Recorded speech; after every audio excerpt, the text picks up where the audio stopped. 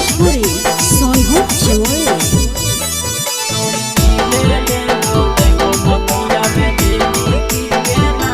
छोड़ी के घर हवा से फोनमा करबो उठोई मिकीना। छोड़ी के घर हवा से फोनमा करबो उठोई मिकीना। छोड़ी के मिले ले बोलबो मकैया में देमी की गहना। छोड़ी मिले ले बोलबो मकैया में देमी की गहना।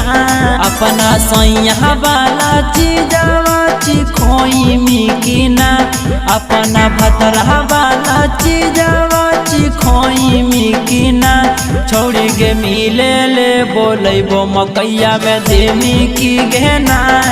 छोड़ी मिले ले बोलबो मकैया में देमी की गहना।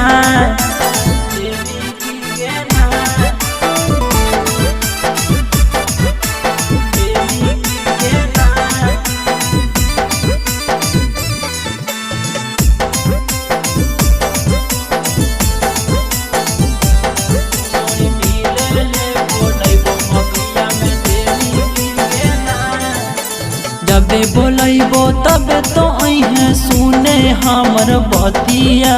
हमी तहियो सुन गे छौड़ी बचपन के संगतिया। जबे बोलबो तबे तो अहे सुने हमर बतिया। हमी तहियो सुन गे छौड़ी बचपन के संगतिया। कसी के बहिया में अपन तो सुतोई मिकीना। कसी के बहिया में अपन तो सुतोई मिकीना। छोड़ी के मिले ले बोलबो मकैया में देमी की गहना। छोड़ी मिले ले बोलबो मकैया में देमी की गहना।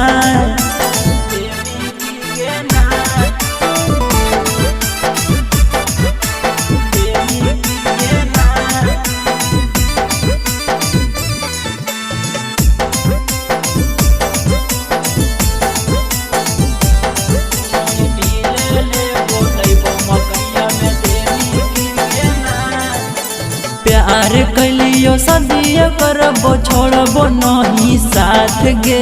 जिंदगी भर सुन गे छौड़ी धइले रहबो हाथ गे।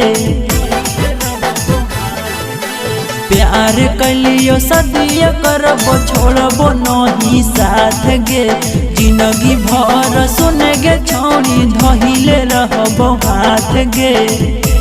कहबो नंदन चटनी चिखोई मिकीना। हंसी के सीट हुआ से तोहे बतियोई मिकीना। छौड़ी के मिले ले बोलबो मकैया में देमी की गहना। छौड़ी मिले ले बोलबो मकैया में देमी की गहना।